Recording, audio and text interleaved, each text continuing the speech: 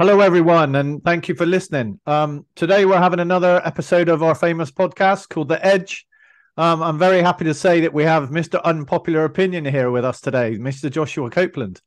So I'm going to do the same as I do for every one of our podcasts and ask you, Joshua, give us a little bit of background, kind of how did you get started and how did you kind of end up where you are today? Yeah, sure. I was one of those people that, I was always kind of the nerdy guy, that liked to play with computers and did a lot of things that I probably shouldn't have done at a very young age. Um, but I joined the service. I originally, joined the Air Force to be logistics, and they said, "Hey, you're kind of a nerdy guy. Do you want to go do this IT thing in the logistics organization?" And I'm like, "Sure, why not?" And kind of fell into IT and then cybersecurity through that over the next 20 years that I was with the Air Force.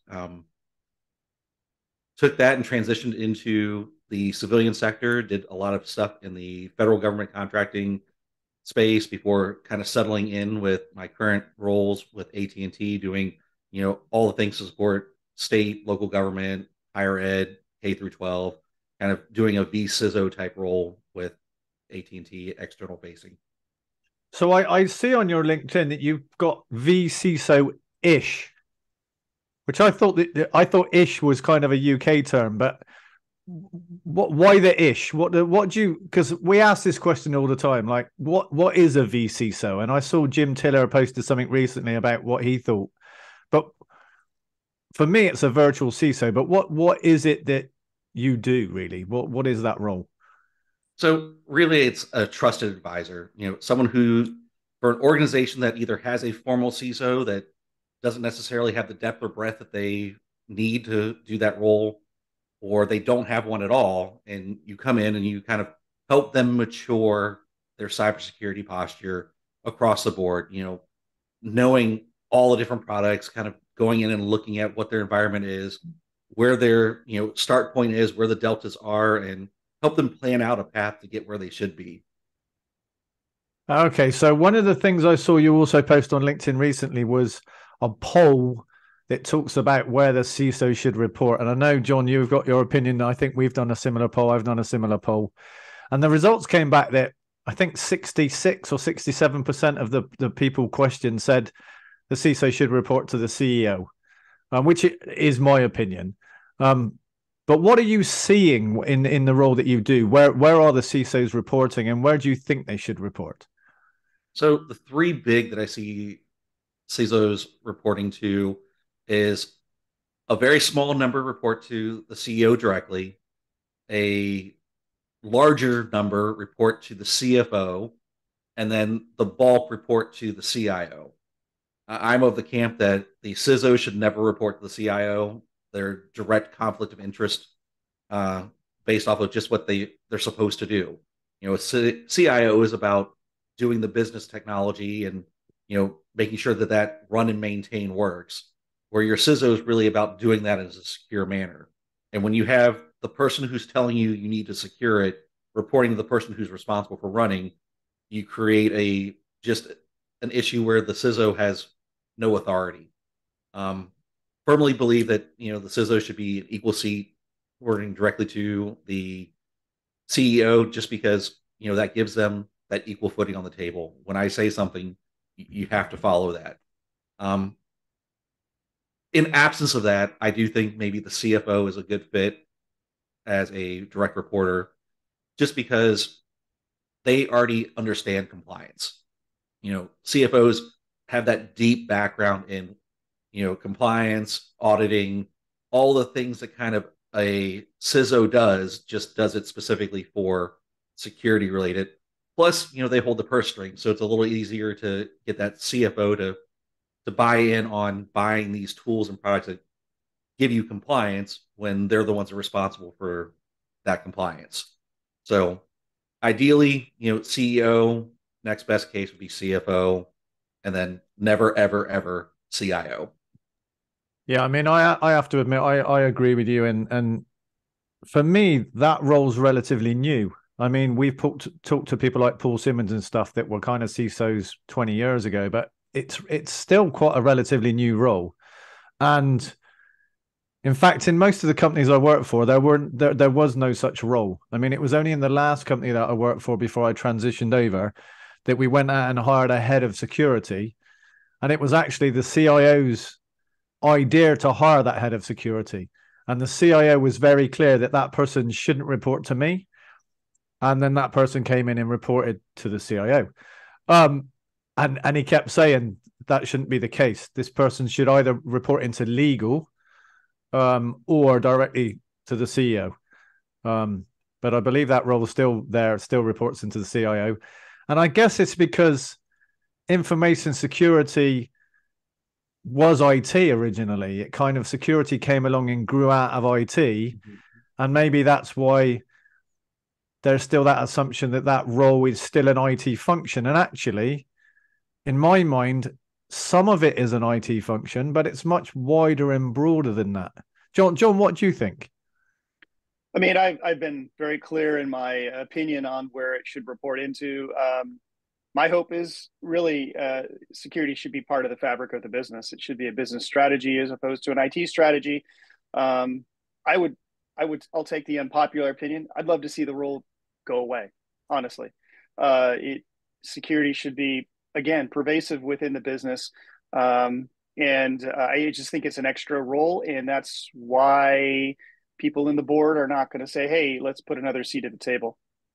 It's funny because there's been obviously zero trust is something we'll talk about in a second, but I saw some people also polling on LinkedIn that there's going to be a zero trust architect or a chief zero trust architect or something along that. So they're convoluting it even more. And for me, zero trust should be a whole strategy across the whole business, and not just business, but should be a global thing.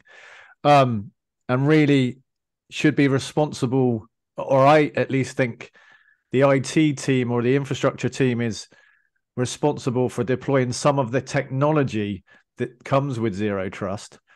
But I have this concern that if it's an IT project, it's just going to fail. And if it's a security project, quite often your IT teams push back against security. And that's the rub right there. That's the rub is if somehow you've got to empower whoever that person is, whether they're the czar of zero trust or the chief zero trust officer, whatever you want to call it. Somehow they have to be empowered by someone within the business to have any, order of success. And again, it goes back to security must be pervasive throughout the business. And that must be your go forward philosophy. Otherwise, you risk failure. Well, you're getting into that a little bit because when you look at U.S. federal regulations, they're starting to push that you must have a designated person in charge of your cybersecurity on your board. Like, it has to be a position, has to be board level. So I think that's getting there, and it's kind of no different than having a chief general counsel. Yes, legal should be part of your entire organization, and you should be doing things the right way every time, morally, ethically, legally. But there has to be kind of that belly button of, here's the person who the buck stops, who's responsible for creating and maintaining that culture. So you're starting to see that with I don't know if you're familiar with the New York Department of Financial Services. They put out some regulations regarding cybersecurity for financial companies. Insurance companies are a great example of this, whereby they started to kind of put that into place. There is a Second Amendment and it's not the same Second Amendment, but a different Second Amendment that's coming toward that, where basically they're saying instead of just recommendations, we're going to be prescriptive. All right, so CIO, CEO, you have to now sign off on your attestations. You now need to have, MFA in place. You now need to do vulnerability scanning. And if you don't, we're going to lay out fines. There's going to be legal action. You're now going to be culpable for a breach. So we're starting to see glimmers of that, and I suspect it'll start at the state level and eventually work its way forward. But what are you seeing out there in terms of regulations, and are companies starting to take notice of that and fund security in the right way? Yeah, I absolutely think so. I'll give you the one case that happened within the last 6 months or so. There was an organization that had a breach. They had cyber insurance. and their cyber insurer went back and did the after action and went, in your attestation to us, you said you had MFA. And in the most, literal of languages, they did have MFA, but it wasn't enforced MFA. It was there. They didn't require everyone to do it. And of course, they got breached by not having MFA enforced and enabled. And the insurance organization, as they do, because they're all about risk and liability, and they said, well, you didn't maintain the level of security posture that you told us you did, so we're not going to pay the claim and sue you to not pay the claim. And you're going to see a lot more of that come through, and you're going to start seeing all these cybersecurity insurance companies. They're going to want to have a SOC 2 type 2 audit, and you're going to have to provide that to them before they'll issue your policy. And if you're violating your SOC 2 type 2, they're not going to pay. And you're going to see that kind of same level of scrutiny come across all businesses, especially if they're publicly traded, where now there is a lot more emphasis on what your cybersecurity posture looks like, what's going on with that data. And as things like the California Privacy Act, the one in Colorado, New York, Virginia, as all of those start permeating, you're going to have to get professionals who understand all that and kind of build out your matrix of what does security look like in compliance with all of these, and what things do I really have to comply with. Things like GDPR get kind of really squirrely because it's like, I'm a US company, but I have customers that are based in the UK or based in Germany or France. So now bits and pieces of GDPR now technically apply to me. And how do I kind of make sure that I'm complying with that so I don't lose the ability to operate in those areas or get fines for not complying? I think the difficult thing is security is a bit of a minefield. It's something that's evolved out of IT, from information security to kind of cyber. The cloud came along, the pandemic came along, users went home, data's everywhere, applications are everywhere, legislations are everywhere all over the globe, and some are different in the US in different states, some are different in different regions, different countries. But a lot of companies are either global themselves or their supply chain is pretty global. So you have to consider everywhere you've got customers, everywhere you've got suppliers, and everywhere you have part of your business. And you've got to be secure in all of those jurisdictions, countries, legislations. That job that you're taking on is hard. I mean, it's particularly hard. And I guess the question for you is, what makes a good CISO? Because in my mind, it's a very, very challenging role. And we talk quite a lot about people that have come out of the military, any forms of the military, and people that have been kind of stress tested, I'll say, with real world conflict and real world difficulty. And I think military folks make pretty good cyber folks because it's quite a stressful environment to be in. But I'd be interested to know, in kind of from somebody that's been in the military, I never have. Do you think it is a good fit, or are there people out there that would be a better fit or an equal fit? Yeah, I think prior military folks are great. People who are in the medical field are absolutely phenomenal. Anybody that was in law enforcement, because they're all high stress fields. Particularly law enforcement has a huge amount of investigative background, which is a large portion of what cybersecurity is. Folks that come from that medical background are absolutely phenomenal at triage, kind of figuring out what's most important right now. So each one of those kind of areas has a really kind of niche background that really allows them to kind of catapult in cybersecurity. For me, I think one of the biggest things of a successful CISO is the ability to translate bits and bytes and all the technical stuff into business terms. And by business terms, essentially, I mean money, because that's how you get your buy-in with your CFOs, your CEOs, your COOs, your CIO, all your other, board level counterparts, is you have to talk to them in a language that they understand. They're not going to understand that, I need, NIST 853 compliance for SI-4. They're going to know that I need monitoring tools to protect my network. This is how much it's cost, but here is the return on that investment. I'm securing my network. This is how much downtime that this could potentially prevent, and this is what that downtime means in dollars. I can say I need 5 nines all the time, and that means nothing to a business person. But when I tell them that if I have the difference between 5 nines and 4 nines is really about $30,000 an hour in income, magically the light comes on and they go, okay, that's now important. Yeah. See, I went to an event recently and there was a speaker talking about how you shouldn't use scare tactics to get money if you're a CISO. And I sat there and thought, it is scary. Like, how do you explain it to the board? I'm not saying you should go in and sit down and frighten them, but they also need to understand it is scary. If you get compromised and you get hit by ransomware, you're either going to go out of business or you could pay a significant dollar value ransom. And even that's getting complicated.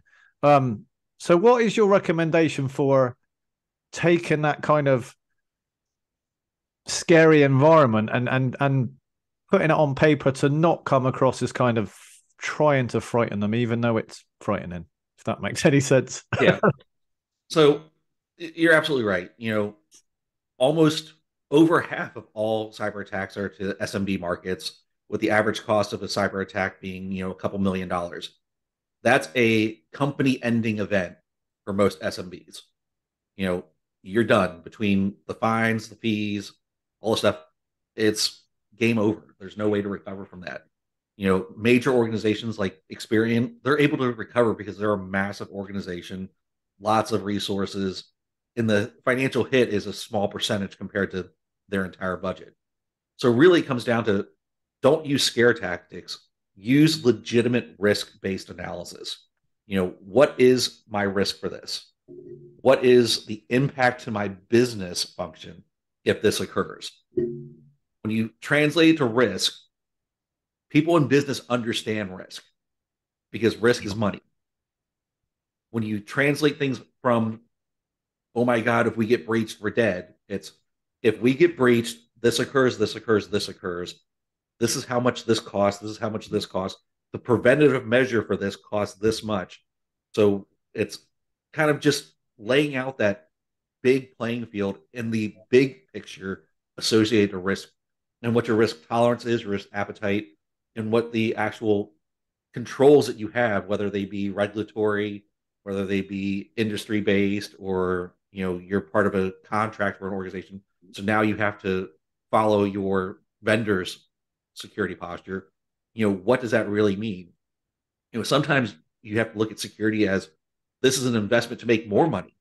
If you're willing to go through the hoops to go get something like a FedRAMP moderate, which takes months, is highly expensive, but then that opens your aperture for your customer base, because now you have all these other organizations that want to use you because you've already shown that you're secure. Yeah. So sometimes flipping the script and going, yes, this is all scary, but if we do this, this creates more opportunity for our business, really kind of allows that switch in mindset from scary to, no, this is a business thing. So I've actually been quite surprised over the last, say, 2 years, where there have been some quite large companies have been compromised.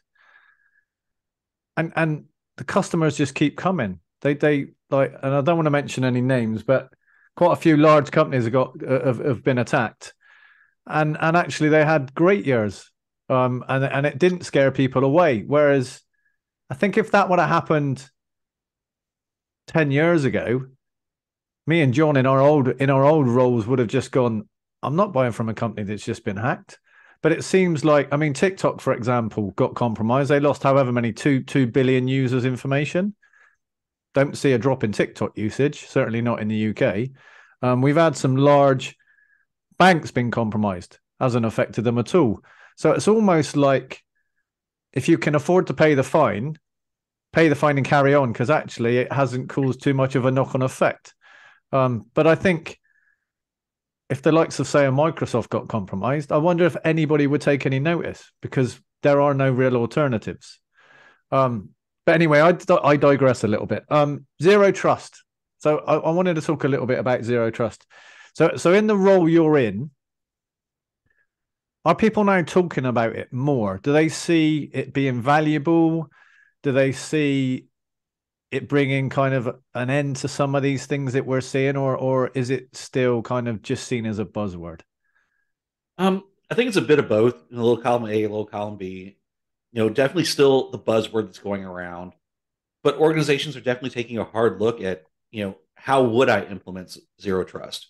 What is my first step to that? Because, you know, it's easy to build zero trust when you're starting with nothing.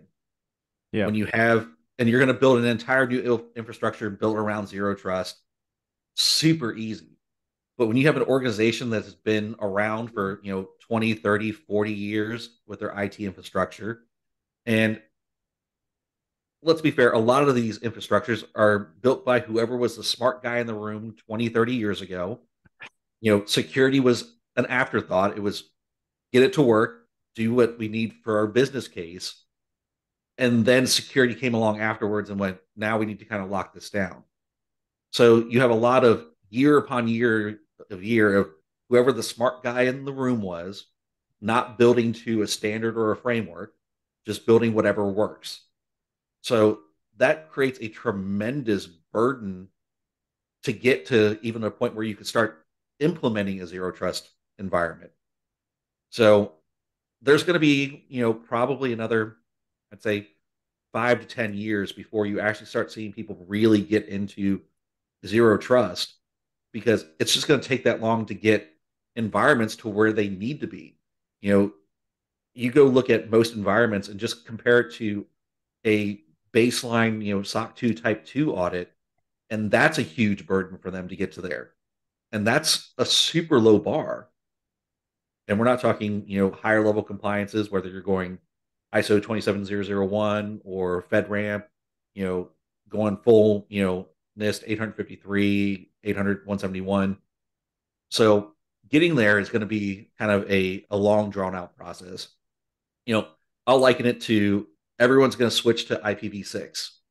Oh When my I started my career 20 years Oh, ago, or 25 yeah. years ago, they're like, we're going to run out IPv4 addresses in the next 10 years, and everyone will have to be on IPv6. You know what I'm still dealing with every day? IPv4. And you Yeah. know how many networks I've seen that are actually properly configured for IPv6? Not that many. No. So it's the long road. It's not going to be the quick fix. So it's a funny one because I actually think the pandemic made things worse, really, for what you were saying. That obviously we never, and I say we because I'm quite responsible as well. We never thought necessarily about security when we first got into IT. People never had passwords. People never had usernames. Like there was no internet. Um, the pandemic came along and businesses were like, well, we need to move really, really quickly here. So let's implement a whole bunch of new technology that's relatively new. We probably haven't tested it as much as we would like to have. And now they're dealing with the pain of going, oh, how do we make all this stuff we just implemented secure? Because they had no choice. I mean, and IT is so embedded in businesses now that there are some really difficult decisions and conversations being had in the roles that me and John used to do, going into the board and saying, I need you to invest all this money to make this secure, and it's going to take 6 months longer. And the business is like, we don't have 6 months, do it now. And I've had that pressure in that role where it's don't make it as secure as you really need to, make it work, make it happen, make the business grow, make it efficient. And actually, it's a really, really hard balance. And I think you're absolutely right. If you're in a greenfield and you're starting a new business, then yes, you can go down the zero trust route. Kind of backfilling it and putting it into legacy environments where you've got 25-year-old, 30-year-old, 50-year-old technology in manufacturing companies or in medical places is tough. John, any comments on that? Yeah. I mean, not only that. I mean, if you're looking at your legacy data center, those applications that the business runs upon, has been dependent upon for many, many years, trying to go in there and do microsegmentation as an example. that takes a lot of work because application owners don't want downtime. The developers don't want downtime. The business doesn't want downtime. And you're like, hey, we've got to shut down this application for, I don't know, 3 hours on a Saturday. The business is screaming at that because now IT is 24/7. So, to your point, going backwards and retrofitting zero trust into a legacy data center is challenging. And I think the opportunity is really anything that's new or cloud born. That's where you can start to, put your security around. But that, again, maybe 90% of the business doesn't get, the security it needs. So yeah, it is a challenge. And to be honest, what scares me is we've seen a spate in the UK where a lot of cars now have like these remote starts. You don't have a key and all of that stuff. And we've seen these little devices being sold on the web somewhere that can basically, you stand next to the house and it repeats the signal, unlocks the car, and off you go. It's like, well, okay, so we've progressed from having no key to a car to having a key to a car to trying to make security more and more kind of smart. And it still hasn't stopped people stealing cars. In fact, it's probably easier now because you don't even need a key. It's IoT. You think about what IoT, the chips that go into it, the security around it is least cost because they don't, you're taken away from profit. So this sort of thing happens. Yeah. So yeah, I'm really fond of saying that, everyone has a test environment. Some people are lucky enough to have a production environment. Yeah. So Joshua, I want to pivot a little bit back to what we talked about before and about who fits kind of in the CISO role. And I want to kind of connect it to burnout and mental health and that kind of stuff, because a lot of people we get on our podcast, like I've said, have come out of the military, or Gina, who we've interviewed, was a lawyer. And we've had people come out of the police. And I certainly see that a lot of the people that we've talked to have been through a difficult part of their lives. Some of their stories were particularly difficult if they were in the military, or they've had some other stuff. We interviewed John Cosson, and his stories, I would say, an interesting one, not a great one, but left home really early. Mother died early, had kind of struggles in his life. And the people that I see on LinkedIn that appear to be doing very well in their careers are people that have had very difficult hurdles to deal with, but have kind of climbed that mountain. And I won't say they're over it because life never gets easy. But there are a lot of younger people coming into cyber or trying to break into cyber. And there are a lot of people trying to break in from other areas. And they're struggling. We hear about burnout. We hear about mental health. And those things are real. And I wonder if, because there's money in cyber, it's attracting people, but they're not used to the struggles. I've been through the struggles. John's been through the struggles. No doubt you have. We've gone through situations where we've had pressure from above. We may have got burnt out, that kind of thing. How do we help those people breaking in deal with what is quite a difficult environment to be in? And I mean, it's a friendly environment. And we talked a little bit about that before we started recording, that I've found that the cyber area is really friendly and people want to be helpful. And I think that helps. But is there any advice you can give to someone that wants to be a pen tester or an incident responder, where things are actually can be quite difficult? I've just wondered what your kind of insights would be. Yeah, absolutely. This is one of those things where you have to come into the field with your eyes wide open and realize that it's going to be tough, it's going to be challenging, and that it's an environment where you cannot ever rest on your laurels. You will never be at a point where you can stop learning, because it just isn't one of those capabilities within our environment. You can be a firefighter, and at some point you're not learning anything new. You're just doing the same thing over and over again.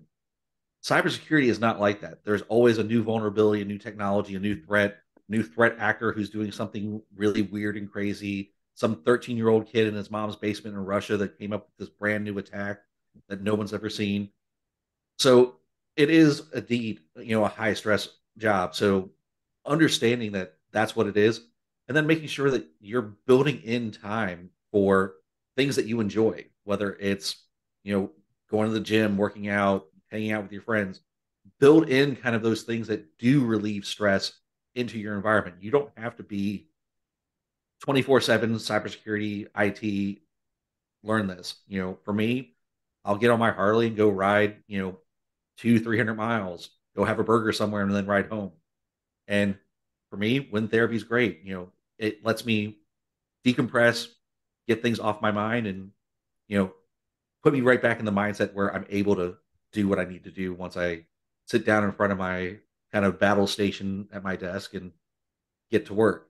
So making sure that you have the right kind of, tool sets in your toolbox that allow you to figure out what's going to work for you to de-stress, what's going to work for you to kind of build out a healthy balance between, that super high stress environment and, relaxation.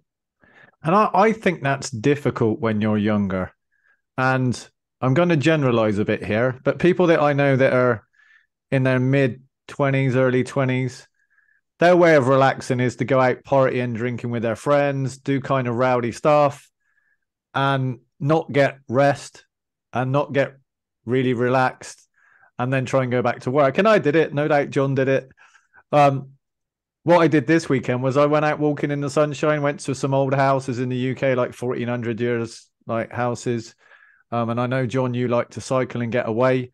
But I also think it's hard when you're young to know what relaxes you and to know how to kind of turn that pressure down. And it took me, in fact, I'm not perfect at it now by any means, but it took me 20 plus years to be able to gauge where my mental state was at. And I could only really gauge where it was at when I went too far and I struggled. And I was like, I'm worn out now. I can't concentrate. Because I think if you're at 100%, and I don't think any of us are truly ever back at 100%, let's say we're at 95%, to go from 95 to 92 to 90 to 88, you might not notice the difference. You may only really start noticing the difference when you're at 50%. And it's taken me 25 plus years to understand that when I'm at 50%, that's no good to anybody. That's no good to me. That's no good to my partner. That's no good to my friends around me. And it's certainly no good to my business. But John, anything you want to add? No, I think you're right. It takes a while to understand, when you need a reset, when you need a pause. And especially in the US, there's such pressure to perform. And businesses now, when I first started, it wasn't 24/7. You could take a break. You could take a weekend off and know that you're not going to get a call. That's changed. Now it's 24/7. In my previous role, I had projects I needed to perform. I had break fix I needed to perform. There was family pressures. It was a cooker.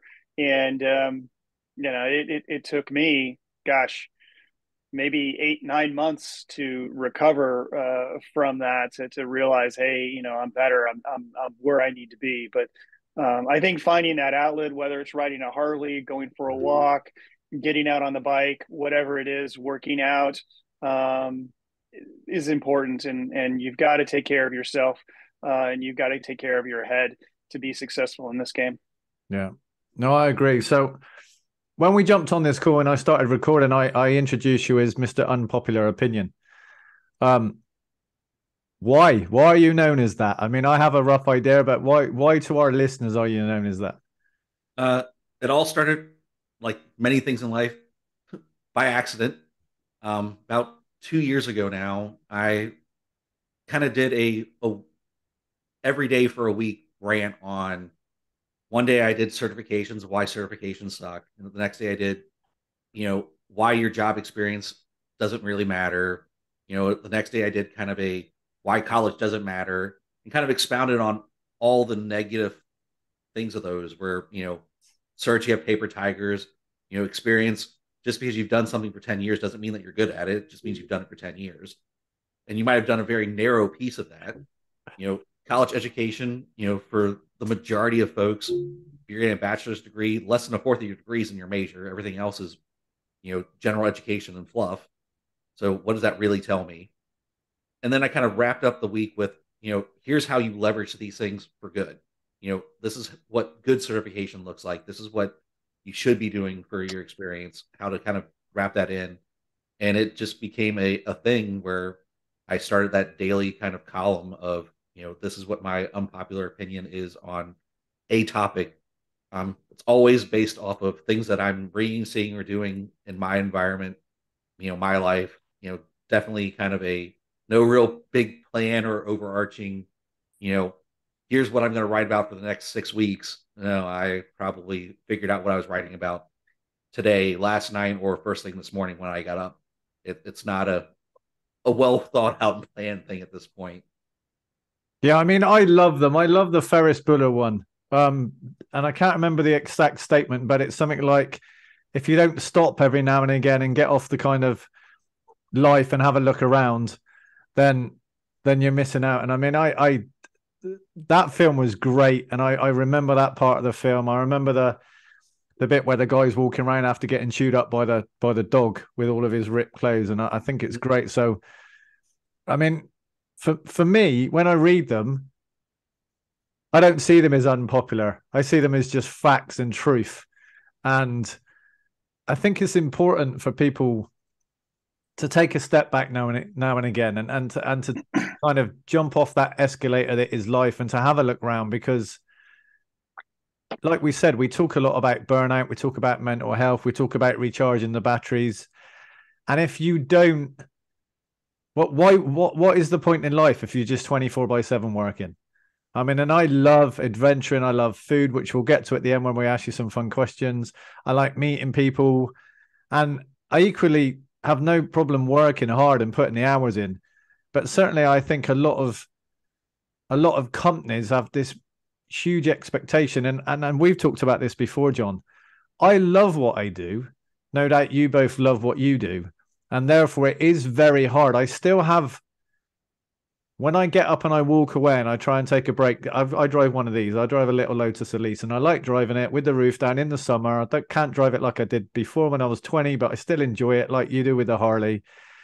Sometimes I need a break, even in the day. I might have written an article. We've recorded a few podcasts, and I need to reset my brain to focus on something else. And I'll either go for a walk or jump in the car. But I still struggle with the guilt of, am I doing enough? Am I adding value? And I wonder what your opinion is on that. How, if we are taking time away to reset, how do we balance our own heads that says, okay, I'm doing enough? Yeah. So one of the things I look at, and this is, obviously from my military background of, if I take care of the people, they'll take care of the mission. So that's kind of my thought process on that. And part of it is taking care of your people is making sure that they have that time to reset. I can have you, completely jobbing it out as many hours of the day as you want, but you're really going to be operating only at 50 to 75%.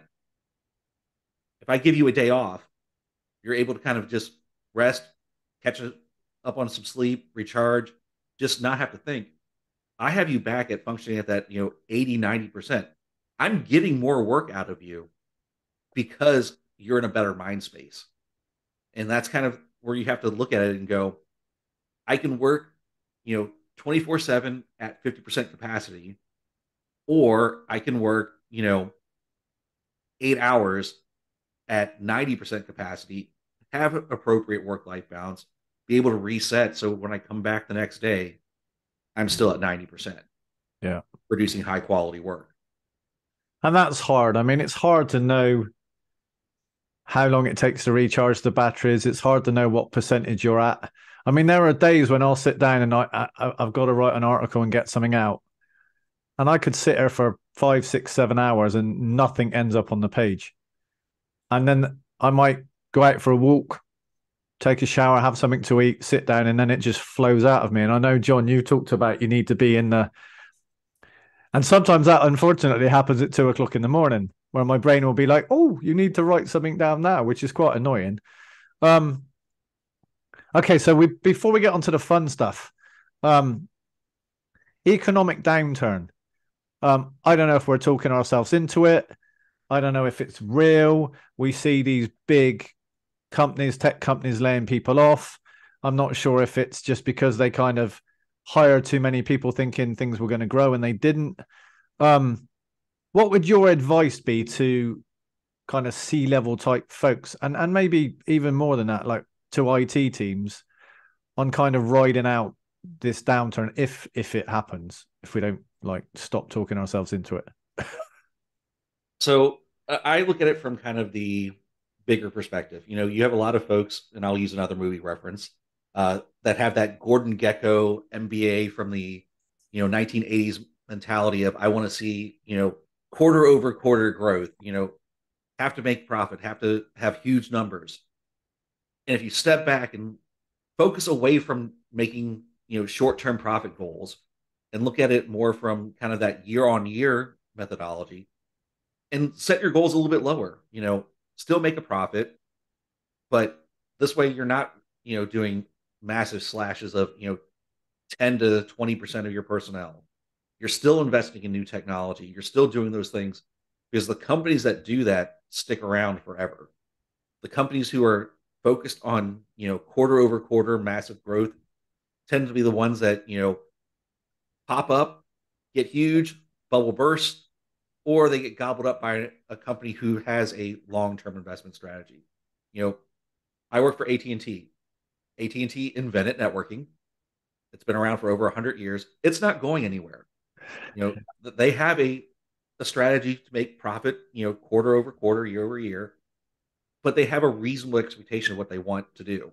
They know that not every quarter is going to be, the quarter they bust their record from the previous quarter. Have to have that kind of steady growth mentality and plan to be around. Don't focus, how am I going to make the next quarter the best quarter ever? How am I going to make the next year the best year ever? And when you take kind of that longer approach, you tend to get more people, because the first thing that happens when you start cutting people is that the people that you didn't cut all start looking for other jobs. Yep. So you're dramatically cutting down your productivity. These folks are worried. They're not doing their best work. You're creating a situation that is almost a self-fulfilling prophecy.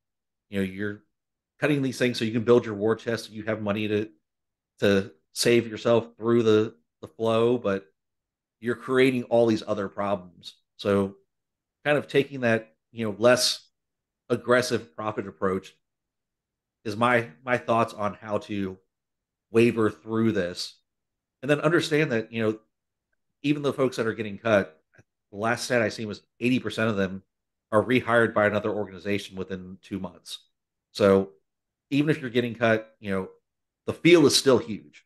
And for people who have experience, skills, and actual, background, you are valuable. There's a place for you. So even with that, there's a very good chance you're going to land on your feet. Yeah, I mean, we talk a lot about the skills gap in cyber, and we haven't got time to get into it today. But there's definitely a lot of jobs out there. I mean, there's a significant amount of work, and there's a lot of people on LinkedIn, a lot of people offering advice, a lot of people helping people get jobs, and it's such a friendly environment. But let's pivot to an odd fun question. You posted today about cake. Now, I love to eat. John's going to laugh, I can tell.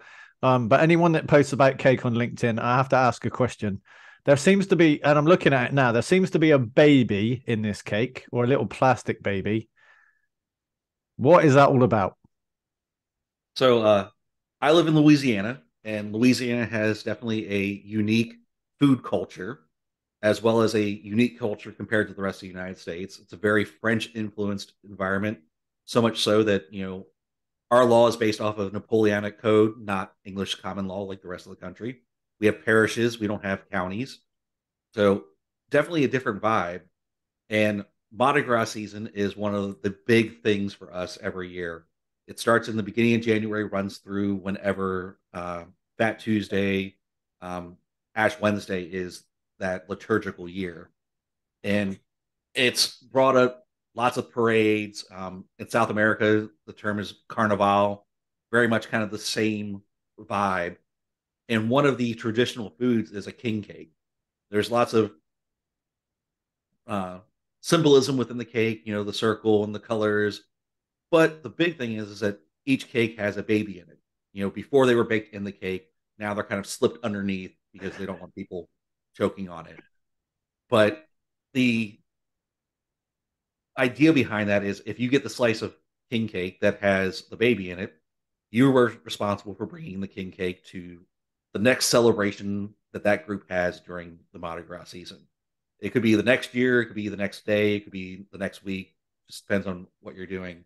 When I did go in the office, it was pretty much an everyday thing during the season. So it's like a month and a half of, just gorgeous cream cheese filled cinnamon cake with icing and fabulousness, which is why that whole New Year, New Me doesn't work in Louisiana because we're eating king cake, not going to the gym. I was going to say, because I liked your post and I like the way you tie a lot of your posts back into kind of cyber and the unpopular opinion stuff. So I've got one more question before I'll give John a go. Food, like I said, I'm a lover of food. Never been to Louisiana. If I ever came over to Louisiana, other than the king cake, what should I eat? Where should I go and what should I eat? Everything. Like everything. Everything. Okay. I could do that. Like, it's really simple. If you like seafood, amazing seafood here. Louisiana is one of those places where you will get the best food in like the weirdest places ever. I get my king cakes from a hardware store. Okay. The best fried chicken I've had in my entire life is from a gas station down the street. You'll get your boudin, which is a pork rice sausage thing that's kind of spicy, absolutely amazing.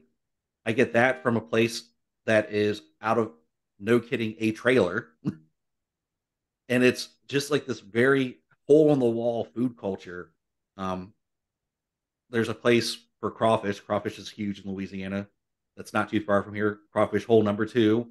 And it's literally a screened in porch with fans. And people out back with these huge kettles. So it's definitely one of those. Don't look for like the big fancy restaurant. You're going to find these little hole in the wall places that are just going to give you absolutely phenomenal food. See, we need to do an SSE Forum tour, John, when we go over, visit all this, like a food tour. But I'll let you ask a question, John, before we wrap. Yeah, so two-wheel adventures, ultimate two-wheeled adventure, where would you go and what would you do? I want to ride up to Sturgis. From Louisiana up to South Dakota. That is an intense ride. I have some friends that did it. Get my iron butt certification where you do that ride in, I think it's like 2 days, X number of miles. But definitely one of those kind of bucket list items is to ride that. What do you want to see along the way? Everything. I don't want to take the highway. I want to take the scenic route. Anybody that rides bicycles, rides motorcycles, you get really bored on a highway real quick. Yeah. Get the nice twisty roads with some great scenery. Hours and hours just clearing your mind and being present in the moment, which is always a hard thing to do for folks in cybersecurity. See, I took my motorcycle test in secret many years ago because my mum always told me if I ever took my motorcycle test, she'd kill me. So I took it, and for about 15 years, I never told her. And then one of my stepbrothers decided to tell my mum because I'd told him, and yeah, it didn't go down particularly well. And I've never owned a bike. I went to test a motorcycle, and it was an R1, and my friend wouldn't let me drive it. He said, give the R6 a go. It's like the baby brother.